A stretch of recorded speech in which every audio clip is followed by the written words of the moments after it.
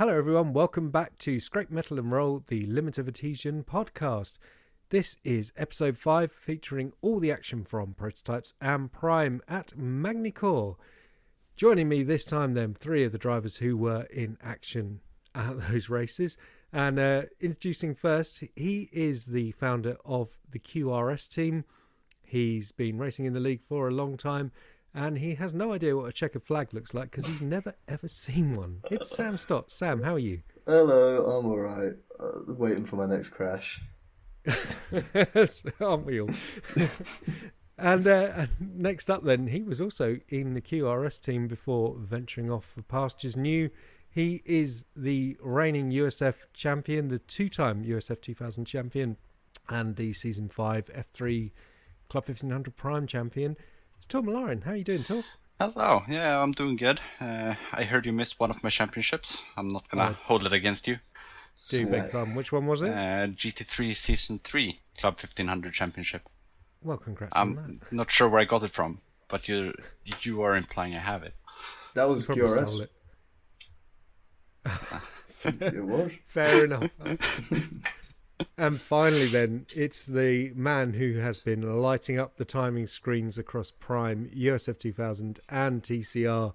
He's won a whole bunch of races and he's looking to make himself at least a triple champion. Say hello to Alex Murphy. How you doing, Alex? Geez, that's a lot of pressure. What the heck, man? I'm so sorry, dude. Hey, how's it going? Yeah, I feel like I've been hard done by you, Gareth. I was the only one that didn't get any praise. Well, we can come on to it if you like. I mean, first of all, Sam, let's talk about how did you find the league? How did you get started? Was your first round, was it the Nürburgring GT3? Yeah, so I joined iRacing and I got Ture into iRacing as well.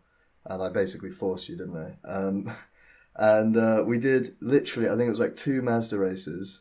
And then I found this league just off YouTube or something, I don't really remember.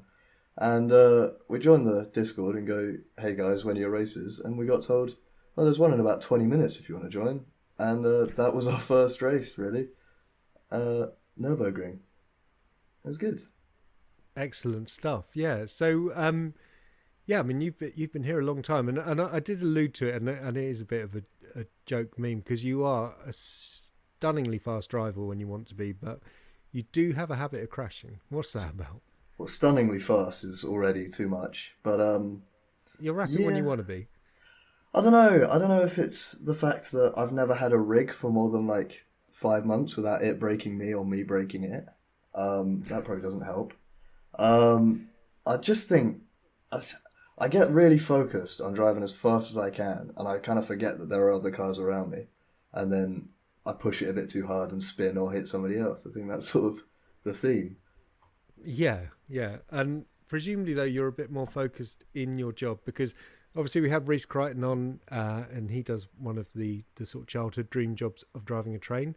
And you do one of the other big childhood dream jobs. Tell us what you do. Well, I'm currently a co-pilot in training.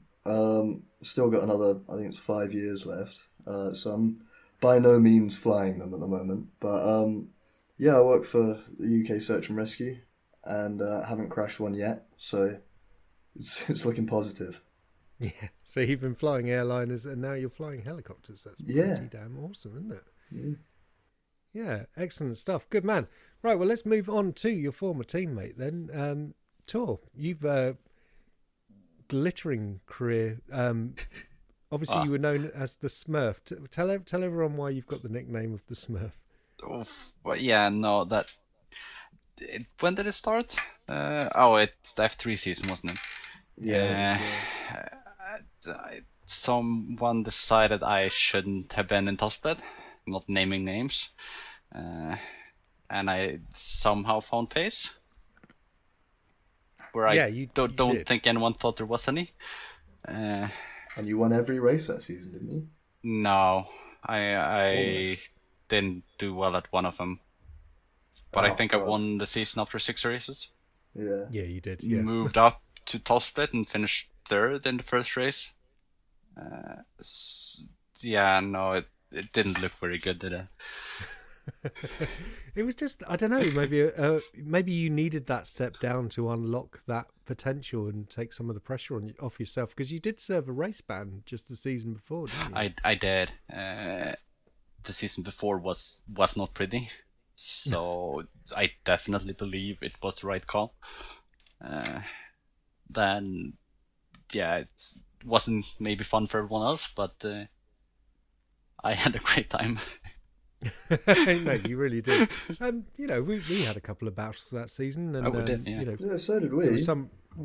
Yeah, you guys at the Nürburgring, and then me and Ture at Watkins before we just eased away towards the end of the race and stuff. And then Imola as well, was it? That we were neck and neck for a long time, and Gareth put it in a wall. Yeah, I did. Yeah, cocked out from the lead, didn't I? Yeah. Nightmare. Yeah. and then obviously the USF 2000. Was that a car you'd raced a lot before taking? Oh no, I think I bought it when the league started. Wow, but you just a natural affinity to that car then? Somehow I found it fun to drive. Just picked it up and really liked the way it was working. Yeah. I mean, it is a brilliant car to drive, isn't it? Really, really fun. Oh, it's really fun. Yeah, and but how's this season going for you though? Not quite so glittering. Not so great. The 2 races a week thing hasn't really been working out, and I found TCR to be more fun on that weekend. So it's kind of gotten the back seat. And after 2 seasons of winning, I feel like it's enough. Gotta focus on something else.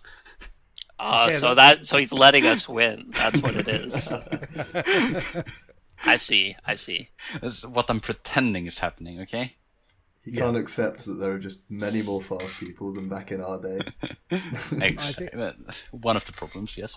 Yeah, I mean the grid in the USF has got ever more challenging every season. Actually, yeah, definitely. And one of those drivers obviously is yourself, Alex. And how did you find us in the beginning? Russell, actually. Oh, okay. Yeah. So I mean, I have a pretty old iRacing account, but I really only started actually like driving about a year ago now. Was driving like the Formula V a lot. Got to a point where I was looking for videos of like lap times, trying to improve my times, and at that time Russell was one of the things he was uploading was the Formula V races. So I liked what he was doing, so I was watching some of his other videos. At some point he uploaded some LOA thing, and then at some point he was saying like you could join and race with him, and I was like, shit, okay, why not? I like the USF. That was kind of that. Yeah, that was about it. Nice. Excellent there was stuff. about 2 days after I had joined, give or take. I do remember I did a USF race at Brands Hatch with a certain someone, maybe named Gareth, and I seem to recall that he crashed into me, spun me out, and then he invited me to the league because I was a good driver apparently. And I'd forgotten he'd already joined you. Yeah, you yeah. Like you messaged me on the Discord, and you went, "Oi." Exactly. Yeah. Well, to be fair, I hadn't been in a race yet. I was just some guy in the Discord server. There's a lot of names in here. Yeah. It's grown and grown, really. Yeah. No, that was a fun. That's probably the last time I've ever been able to keep up with you in the USF. You were faster than me. Not just keep it up. Yeah, it's true. Yeah, but I mean barely, but yeah. I mean, I think it's more the track than anything. Right? There's a lot of fast guys here. Some of them are just a lot more like kind of track combo dependent. I mean, that's an interesting thing actually, because you say that there are a lot of fast guys, but I mean, you are clearly getting to that point where you're practically the fastest person in the league. Do you still find there's competition here for you? I mean, Rob just beat 2 of my lap times as we speak, so I wouldn't say I'm the fastest, but I mean, I think the big difference really is just that I think I have a lot more time on my hand to practice than a lot of other people like have available to them. So I'm able to put down a lot of laps, whereas guys like, I mean, I guess Rob kind of puts in laps, but like Greening, Ollie, both Ollies, like Messenger, Line, like none of them are really putting in a lot of practice laps before doing a race. They kind of just show up and are fast. Yeah. So I'm kind of just giving myself that advantage of like putting in a lot of laps to get up to pace before the race. Well prepared, yeah. Yeah. I mean, I did want to say a massive thank you actually for posting the video of the Magny-Cours laps you did in the F4, because that was, I think, very useful to a lot of drivers, and certainly I found it beneficial. So yeah, thank you for doing that, and yeah, if you fancy doing that more often, then I'm sure a lot of the drivers in the league would appreciate it. So blew my mind that you were able to listen to music just while slinging in these crazy fast times as well. I don't know. I kind of get distracted in a way if like the only thing I'm doing is lapping by myself. Yeah. So like listening to music kind of helps me like zone in more on the driving. I know that doesn't really make a whole lot of sense. No, I completely agree actually. If I'm practicing for like an endurance race and I'm doing like a full stint, then I'll always just listen to music because it helps me focus. I know exactly. All right. I at least I'm not alone.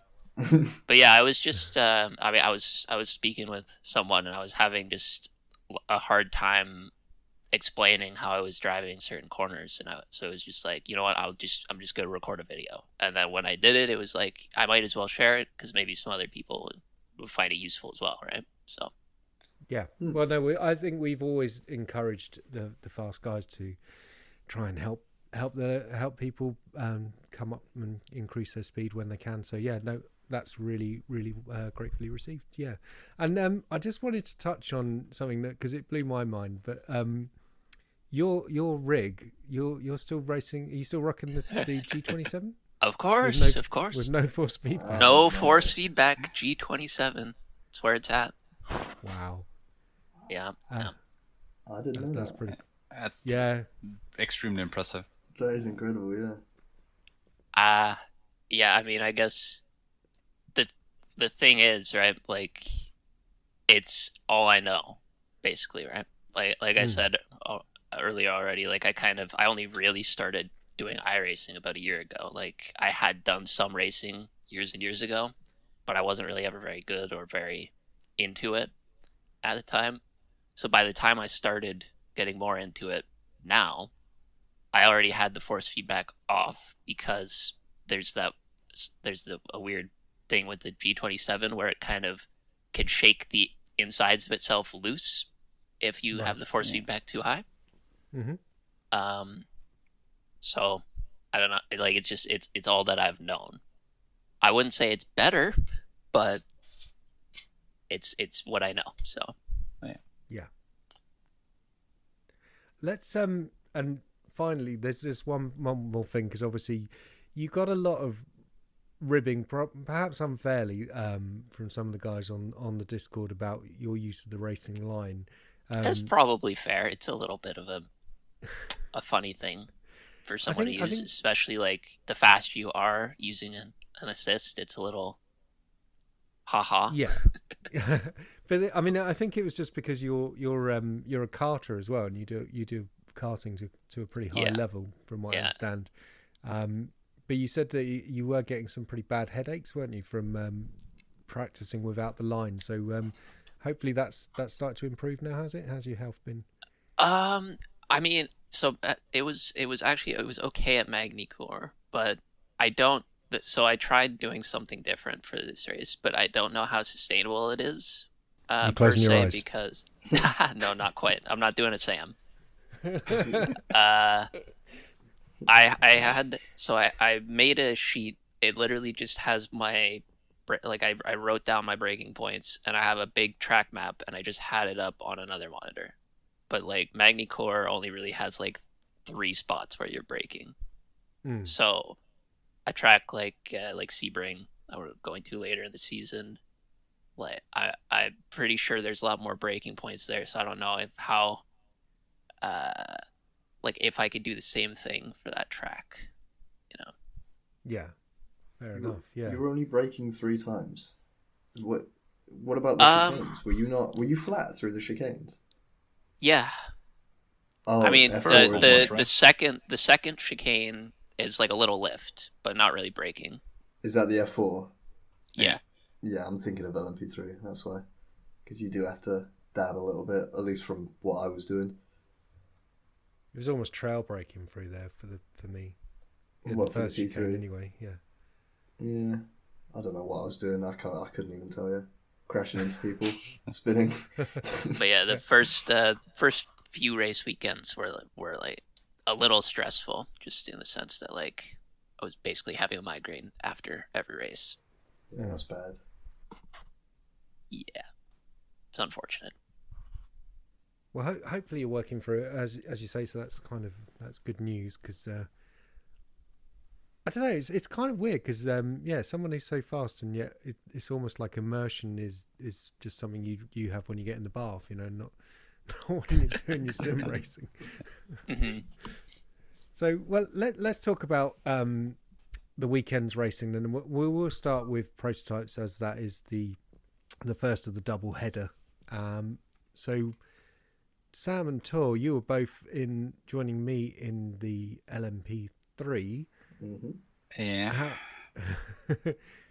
Did you not practice, Tor? I bought the track as you guys were going into qualifying. So the pace lap was my first ever lap around the track. It was not the right move, but it was what happened. I wasn't intending on showing up. I did the exact same thing. Kind of. Like, it was a drop round anyways. Yeah. Didn't go well. No, it didn't. So, for those who don't know, you were fourth on the grid because there was a problem with qualifying. Dan did a Dan once again, and so we only have 5 minutes of qualifying, and only 3 of us managed to get a lap in. So it put you fourth on the grid, Tour, and then you had a run wide in the final sector, didn't you? And then tapped in the chicane. What happened after that? Did it just go from bad to worse, or? It's like I finished the lap down. I was hoping I'd keep up with people, and like I was intending on starting last. It's not qualifying, getting started last didn't happen, and then it dawned on me that I had no idea where the track was going, and in a car that I'm barely driving outside of the league, it wasn't going too well. Yeah. So the first race was bad. I just was happy to finish with a car that's still working. Yeah, and Sam, you're saying you bought it quite soon before the race as well, then? Yeah, so I bought it the night before, and I even put in the chat that it was hell because I thought I put in a bit of practice, and it was just the worst track I've ever driven in my life. And I'd sort of decided by that point that the round was going to be worthless anyway, so I wasn't going to do it. And then Gavin put a reminder for the starting from the pits. I didn't realise it was for F4. So I was like, oh, well, I'm starting from the pits. Might as well do the race in the LMP3. And then realised I wasn't starting from the pits. And I was one of the only people who got a lap on the quali, so I was like third. And I was like, oh, God, now I've got to start a race. But it went all right. It was, the first race was like fine, to be honest. I spun about 33 times, but I survived and I finished. And I probably annoyed some LMP2s because I really didn't get out of the way. And then race 2 happened, which I don't even want to talk about. Fair enough, yeah. So, do you want me to talk about it? I did spot a few. Yeah, so there were a couple of LMP2s who had a few adventures. Dan Rice, we came across him a few times. He had a few spins, unfortunately.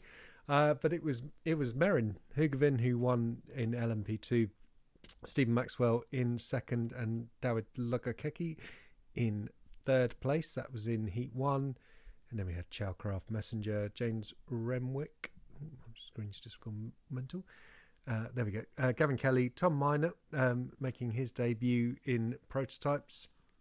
Paul Kuzmarek in 9th, and then Ollie Ettridge and Dan Rice, as I mentioned.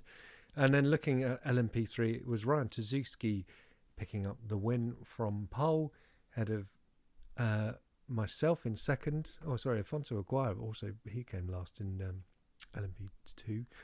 Rich Meisters was in third, ahead of Russell Bright. Lars Baumeister, who I accidentally punted into the hairpin. I locked my brakes and went into the hairpin backwards, and unfortunately caught him as I was trying to pass him for second, so that was a bit unfortunate. Yeah, then Steve Pepper, Jao Tomey, yourself, Tor, Sam, James Pepper and Philip Miles. It looks like he disconnected quite early on. And then the feature race in LMP2s, it was the double for Merrin Hugavin, Stephen Maxwell in second, Ollie Ettridge in third. Then we had Afonso Aguirre, Dawid Lugakeki, Michael Messenger, Paul Kuzmarek, Gavin Kelly, Ben Chalcraft, and then Dan Rice in 11th. And looks like the others a bit further down. So again, it was Ryan. So both Ryan and Merrin managed to get the double in their respective classes. And Ryan was ahead of Russell and Lars Baumeister with 2 third places on his debut. So very nice for him.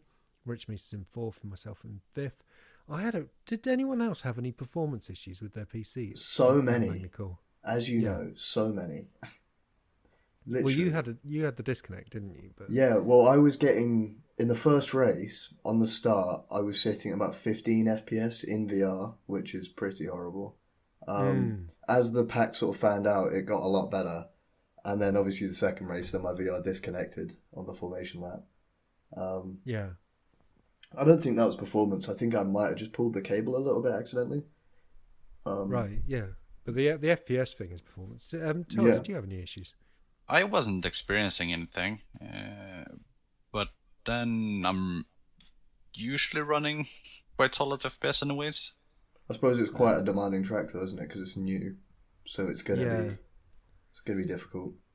Yeah, it's newish. Yeah, Alex, did you have any issues? No. Surprise. I mean, I only run the one screen. Don't have anything else on my PC except for iRacing. So that probably helps a little bit, but I was still probably around 80, 90 FPS or so. There might be something tanking the VR, possibly, because we're both in VR. I don't know, because Russell runs on a single screen, and if you watch his video, that you can see points where he just it's like a slideshow, and it's really, really off-putting to see. But the same thing happened to me in race 2 of LMPs, and just suddenly went a bit slideshow. And then as we went into the 180, it just froze on me, and then I was just sat there for 10 seconds or more, and then it came back, and obviously I was then at the back. Luckily, not in the wall, but just so frustrating, because, I mean, it does feel like I had the chance to win these two, so I felt a bit frustrated after the night, but, such is life. But, it's an interesting championship so far. We'll just have a quick look at the standings. So, in the LMP2s, it's Lugakeki in his debut season. He's currently leading the way from the reigning champion, Stephen Maxwell. Merrin now up to third after that double win, but he's only about 30 points off, so he's not too far away. And then a bit of a gap back to Messenger and Kelly and Aguirre.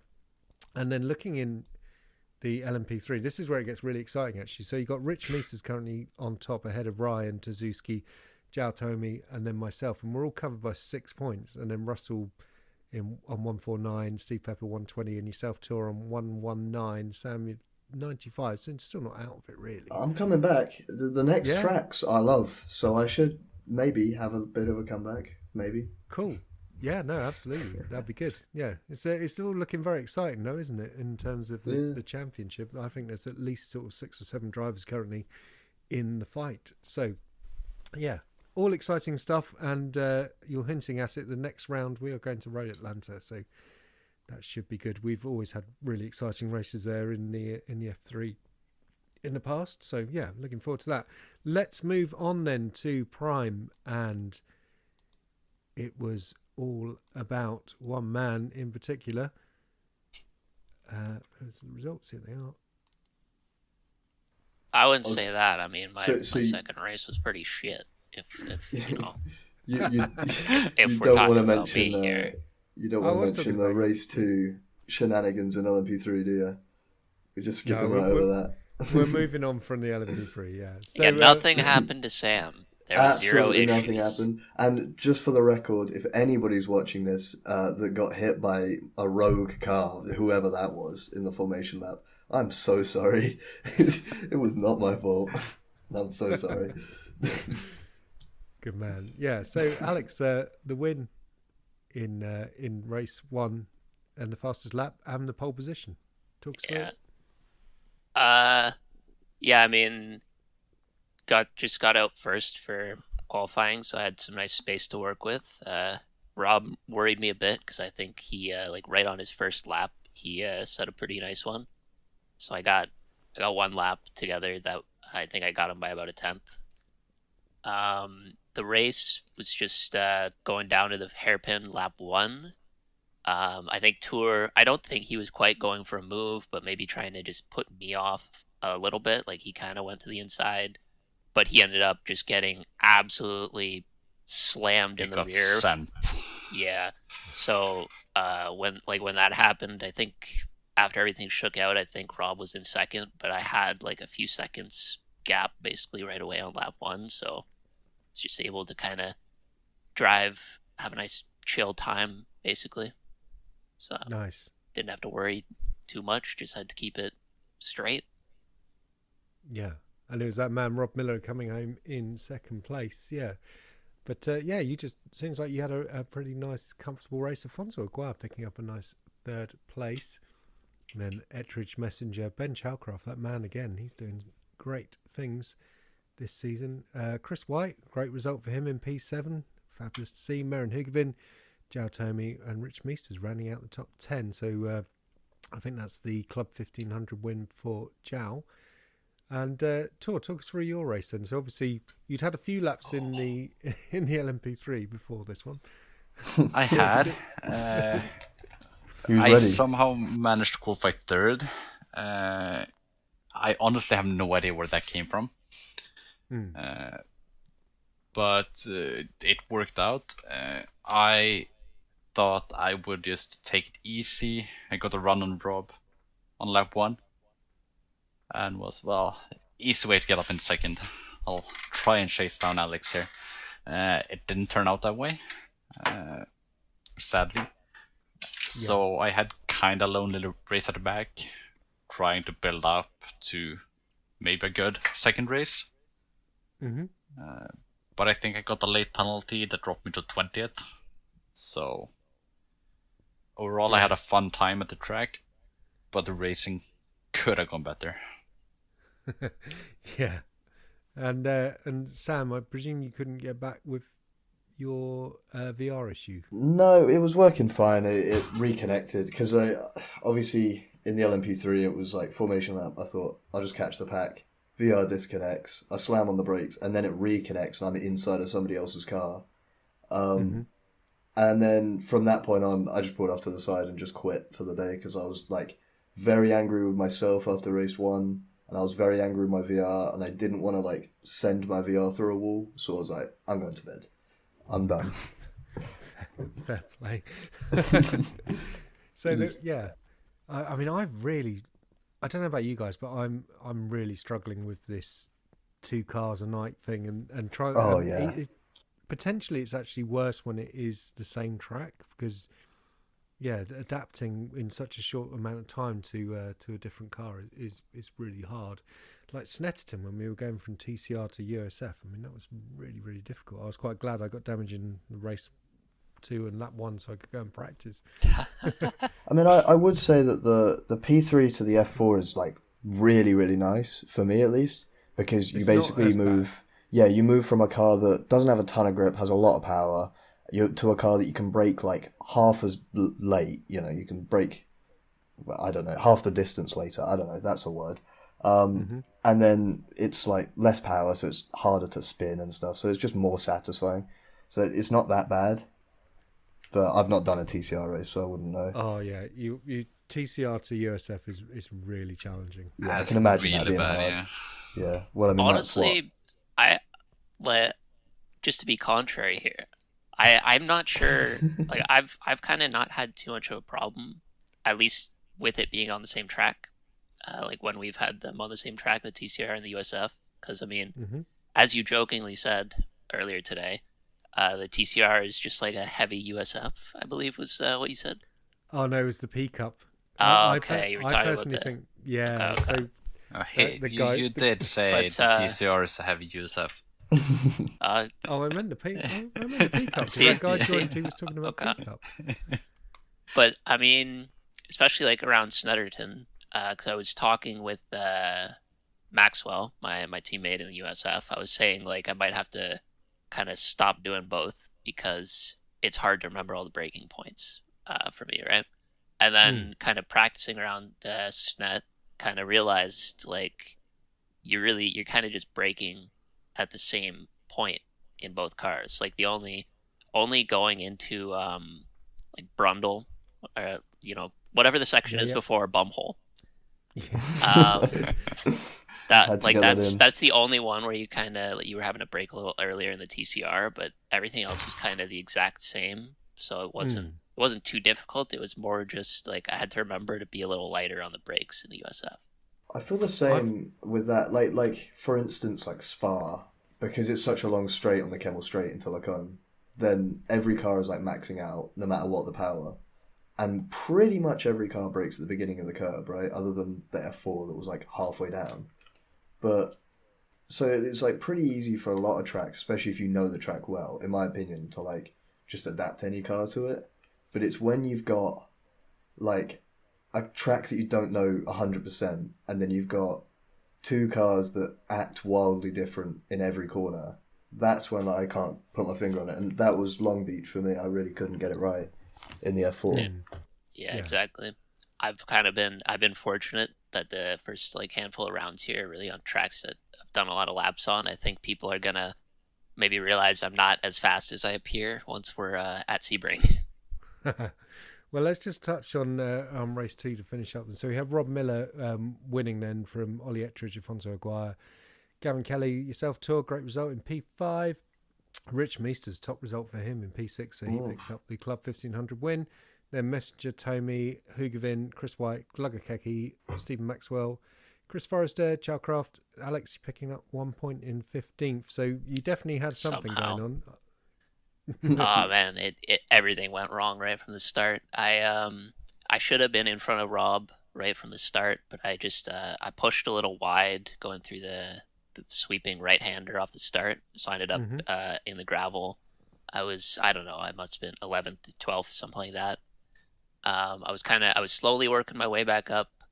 Got a silly slowdown that really just really unnecessary, which put Ture back in front of me at that point, because I think he was starting pretty far down as well, so he was sitting behind me, and then I got the slowdown, and I couldn't. I will admit, I did try to scum my way out of it a little bit, because I knew in the midsection of Magny-Cours it kind of doesn't really work very well with the slowdown. Yeah, it deletes itself, doesn't it, every time? Yeah, kind of. Yeah. But I couldn't quite manage it, so I got out of the way. Ture got by me. And then, like a lap later, I just locked it up, went right through Ture, basically, coming into the last few corners of the track. Somehow, his car was fine. Don't ask me how, because I absolutely murdered him. But my front wing was real bent after that. So I was down like a second and a half at that point. So it was really just, I was trying to consolidate my position. Rich was really helping me out, because he was, his pace around Magny-Cours there was very nice, and he was dragging me down the straight, which was the only thing keeping me in like 7th or wherever we were at the time. But Ture caught up. I didn't fight him too much, because I knew that I'd kind of screwed him.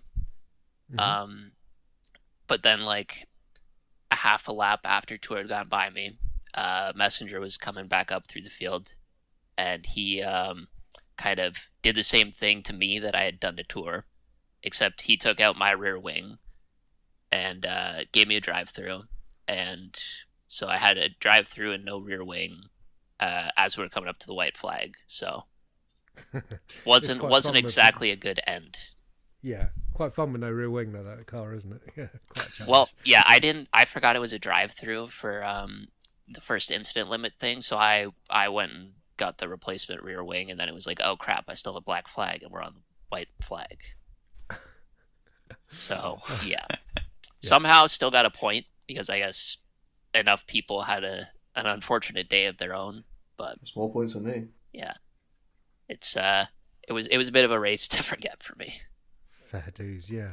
Well, a quick run through of the standings, and it's Rob Miller going on top of the standings ahead of yourself, Alex, and then Ollie Ettridge, Afonso Aguirre, Russell Bright, my teammate, looking good in P5, Michael Messenger and Ben Chalcroft tied on points in 6th, and then David Lyon, who's sadly been missing because of work commitments, so hopefully see him back soon. Ture Molarin, Merrin Hugovin, and then Gavin Kelly. So it's actually all quite close between you guys down there. And then, just to take a look at Club 1500, we've got Jow Tomey currently leading the way, Philip Miles in 2nd, Rich Meesters in 3rd, Steve Pepper, James Renwick, Dan Rice, and yourself, Stan, bringing out the rear. So work to do for you if you want to get that title. I mean, the last 3 races have all been races to forget for me. I've not really had time to practice, like, at all. I practiced the LMP3 for, like, 3 laps, then I'm like, I'll figure out the F4, and then that's about it. But like I said, after Road Atlanta, they're, like, all 3 of my favourite tracks, so I should be okay, maybe. Cool. Well, good luck, yeah. I hope so. So, yeah, Road Atlanta will be the next round for Prime and Prototype, so hopefully to see you all there. And just a quick check on the calendar. So Darlington Park for touring cars and Road America for the USF. So that's going to be a fantastic evening of racing for everyone who's doing that. So I want to thank all 3 of you, Sam Stott, Ture Molarin and Alex Murphy, for joining me on this episode of Scrape Metal and Roll. And we'll see you next time when we'll take a look at all of the action from Donington and Road America. But for now, it's goodbye from me and goodbye from these guys. So Bye-bye. Goodbye. Bye. Cheers all.